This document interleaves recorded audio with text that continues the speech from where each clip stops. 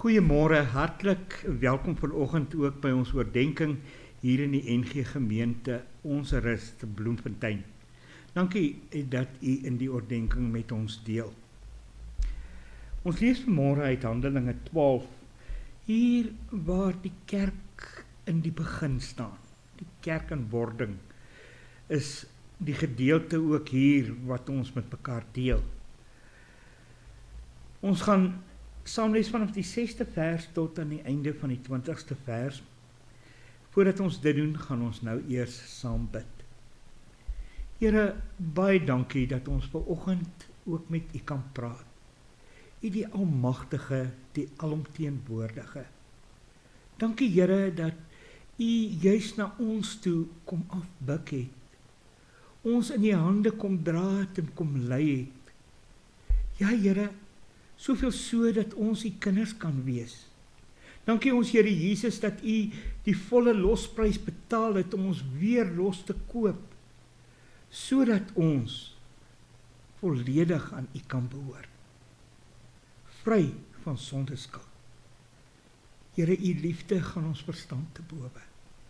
Ons is maar net stil in verwondering voor u, want ons weet, ons kan niks by u verdien nie. Nee, ons is so klein, so nietig, so broos, so breekbaar. En tog koester u ons styf teen u, met die vaderlike liefde, o Heer, deur u ons Here Jesus Christus. Dankie o Gees dat u in ons bly en dat u ons lei. Gee dat ons ook nou sal hoor wat u woord vir ons wil sê, en o Gees versterk u woord in ons lewens, sodat dit sal lei dat ons ook in ons geloof versterk sal word, en meer aan u sal vashou, die drie enige God. Wanneer ons hierdie dinge bid, doen ons dit in die naam van Jesus Christus ons Here. Amen. Die nag voordat Herodes hom voor die volk sou bring, het Petrus tussen die twee soldate geslaap. Hy was met 2 kettinge geboei, en voor die deur het wagte die tronk bewaak. Met een staan daar 'n engel van die Here en skyn daar 'n lig in die sel. Die engel vat toe aan Petrus se sy om hom wakker te maak en sê vir hom, staan gou op. Onmiddellik het die boeie van sy hande afgeval. Toe sê die engel vir hom, maak jou gordel vas en trek jou skoene aan. Petrus het dit gedoen en toe sê die engel vir hom, trek jou boorkleed aan en kom saam met my. Petrus het agter die engel aan uitgegaan sonder om te besef dat hy werklik bevry word. Vir hom het dit gelyk asof hy 'n gesig sien. Hulle is by die eerste wag verby en ook by die tweede, en toe hulle by die uisterdeur kom wat na die stad toe lei, het dit van self vir hulle oopgegaan. Toe hulle buite kom en 'n end met die straat afstap, het die engel vir Petrus skielik verlaat. Toe dring dit tot Petrus deur wat met hom gebeur het, en hy dink, nou besef ek eers regtig dat die Here sy engel gestuur het om my uit die hande van Herodes te red, en van alles wat die Joodse volk van plan was om te doen. Met die in gedagte is hy na die huis van Maria, die moeder van Johannes, wat ook Markus genoem is, waar baie gelowiges saam was om te bid. Hy het aan die voordeur geklop, en 'n diensmeisie met die naam Rode het kom hoor wie dit is. Toe sy Petrus se stem herken, was hy so bly dat sy nie die deur oopgemaak het nie, maar binne toe ingehardloop het om te vertel dat Petrus by die deur staan. Maar hulle sê toe vir haar, jy's mal. Toe sy egter daarmee volhou, sê hulle, dan is dit sy gees. Intussen het Petrus aangehou klop. Toe hulle die deur oopmaak en hom sien, was hulle baie verbaas. Hy het met sy hand vir hulle gewys om stil te bly en vir hulle vertel hoe die Here hom uit die tronk uitgelei het. Vertel dit vir Jakobus en die ander gelowiges, het hy gesê, en na 'n ander plek toe vertrek. Toe dit dag word, was die soldate nie min ontstel oor wat van Petrus geword het nie. Herodes het hom laat soek, en omdat hulle hom nie kon kry nie, het hy die wagte verhoor en bevel gegee dat hulle doodgemaak moet word. Hierna het Herodes van Judea af na Caesarea toegegaan en 'n tyd daar gebly. Wat 'n aangrypende gedeelte uit die woord van die Here. Petrus wat daar uit die tronk bevry word. Ek wil graag hierdie gedeelte met u deel vanmôre onder die tema, ons dink ons kan dalk nie, maar God kan. Ons kan dalk nie, maar God kan. Was u al in u lewe voor hierdie geweldige berg spreekwoordelik? 'n Berg wat so groot is, dat u vas verseker is, dat u nie oor hierdie berg sal kan kom nie. Wat nog te sien, spreekwoordelik die son sien skyn, wat ons baie duidelik oor hierdie berg sal wil lei. Daardie moeilikheid, daardie probleem, wat so groot geword het, dat dit onoorkomlik lyk. Wat so aan 'n mens se hart raak, dat dit 'n mens eintlik wil verlam. Te groot vir ons om te verwerk. En dan besef 'n mens jou eie broosheid en jou eie onmagtigheid. Dan besef 'n mens mos, hoor hierdie is 'n verlore saak. Ons moet maar nou net op een of ander manier hierdeur, self kan ons nie. In die lewe van die disippels sê dikwels sulke gebeure gebeur. Herodes, daardie man wat so teen die Christene gekant was, het ook vir Petrus gevange geneem. Jakobus is onder andere deur Herodes tereggestel en was klaar dood. En nou gaan Herodes verder, hy wil ook vir Petrus aan die volk kom voorstel om hom uiteindelik uit te wis. Petrus word gevange geneem, word onder die hoogste bewaking in 'n tronk geplaas. En dan is dit weer die God wat merkwaardige wonders kan doen. Die God wat ook in jou, in my lewe steeds wonders doen. Merkwaardige wonders. As ons mooi kyk, dan sal ons dit raak sien, weet jy. God doen nog steeds vandag wonders, soos wat daar ook in die tronk gebeur het, terwyl Petrus in die tronk was. Ons sien dat die gemeente saam is en hulle gebid het. So is hy dan in die tronk bewaak, maar die gemeente het aanhoudend vir hom tot God gebid. Lees ons daar in die 5de vers. Die gemeente het gebid. Dit sê natuurlik iets ook vir ons vandag. Wanneer ons voor hierdie krisis in ons lewe staan, hierdie berg in ons lewe staan, wat maak ons? Probeer ons dalk nog maar self? Probeer ons dit uit eie krag aanpak? Of probeer ons maar uitreik na ons Here?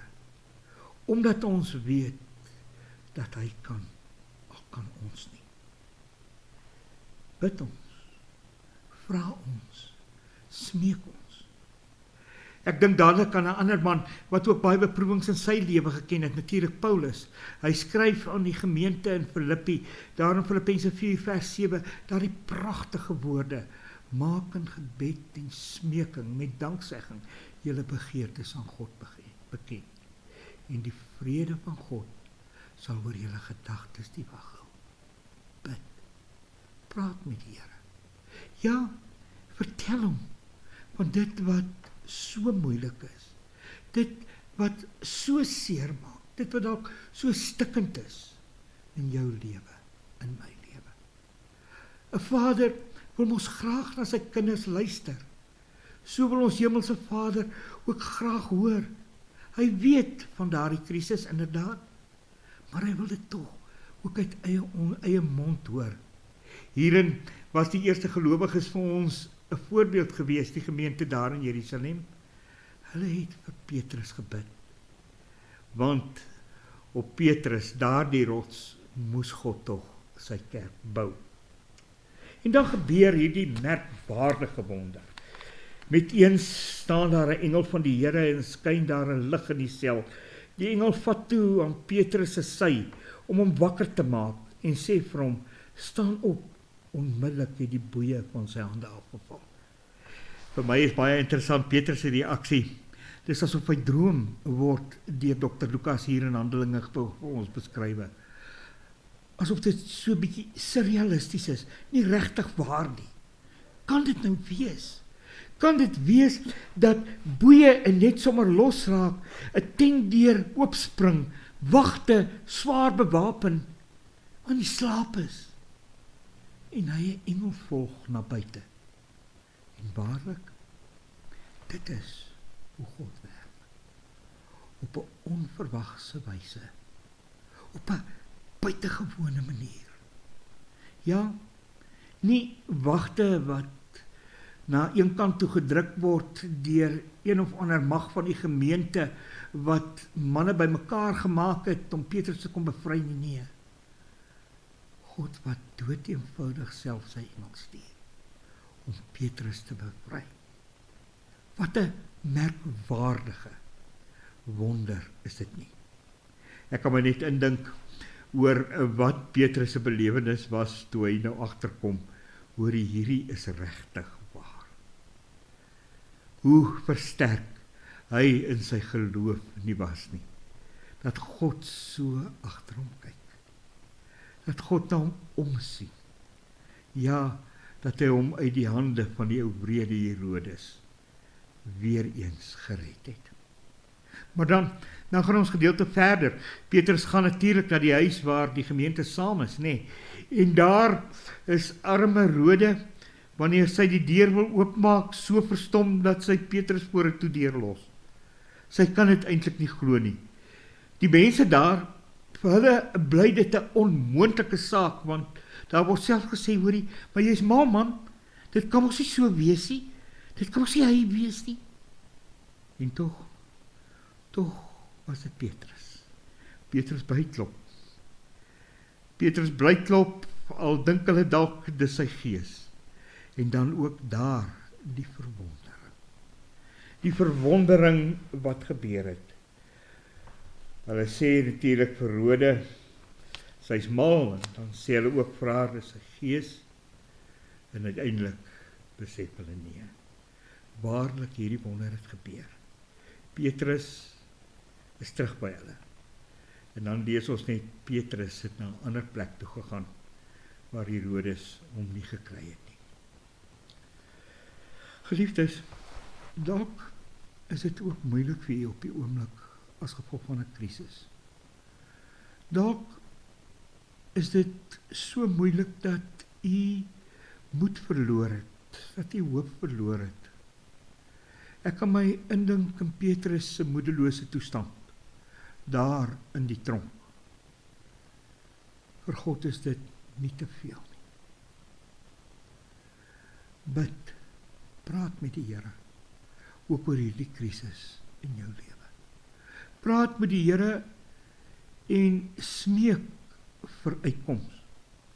Die uitkoms is baie keer nie wat ons wil hê nie, en die uitkoms is baie keer nie soos ons wil hê nie.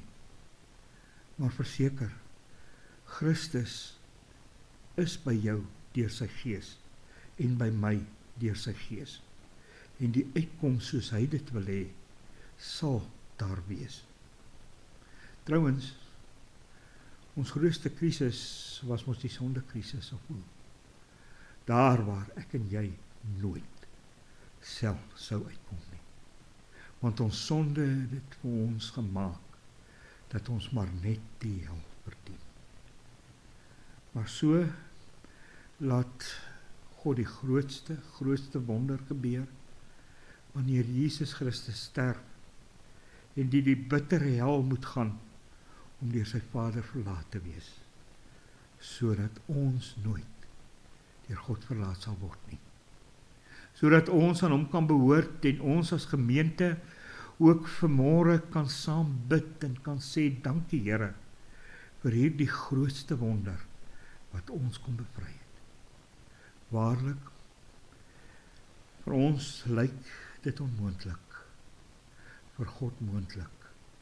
Vir ons kan ons dalk nie, maar God kan altyd in Christus deur die Gees wat in ons bly.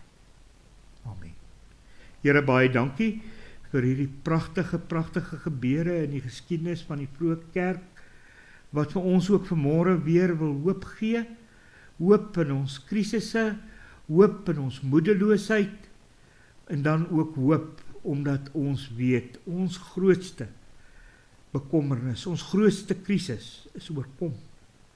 Jesus Christus het aan daardie kruis gesterwe, en inderdaad die wonder het gebeur. Ons is u kinders. Here, dankie dat ons aan u kan vashou. En daarom bid ons vir hulle wat siek is, moedeloos is, eensaam alleen is, dat u hulle in die liefde sal dra. Here, ons bid vir ons land. Gaan met ons in hierdie land, Here, dat hier weer orde, wet en orde sal kom, en dat die misdaad sal ophou. Ja, Here, dat korrupsie sal ophou, en dat ons weer voluit hier in hierdie land vir u sal lewe. Ons wat toch so maklik erken dat ons die kinders is, dat dit weer aan 'n wêreld ook bekend sal word, juis omdat dit goed gaan in hierdie land, want ons weet daar waar een beheer is, kan dit mos nie anders nie. Dankie dat u nooit van ons vergeet nie. Gebruik ons ook nou as u hande en die voete, u gesig hier in 'n wêreld, wat juist vertel dat Jesus die verlosser, ons verlosser is. In die naam van Jesus Christus. Amen.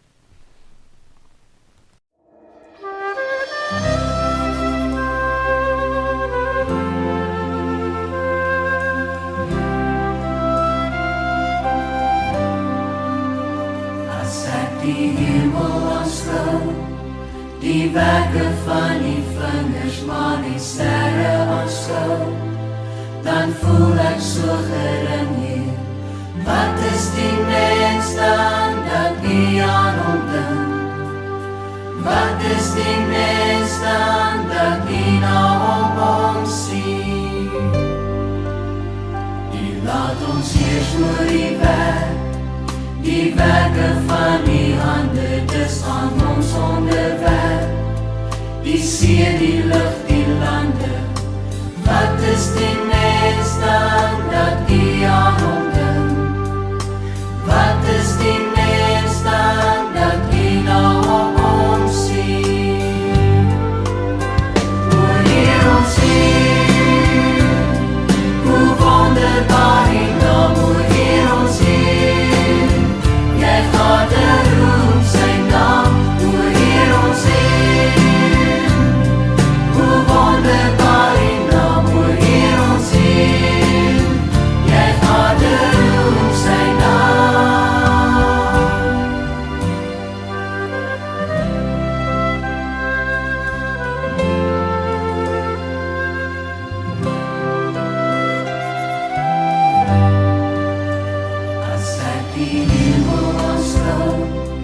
Die werke van die vingers, maar die sterre aanskou, dan voel ek so gering hier.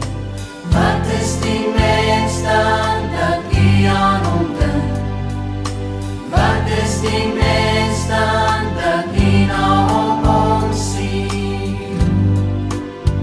Die laat ons heers oor die werke van die hande, dis aan ons onderwerp. Die see, die lug, die lande. Wat is die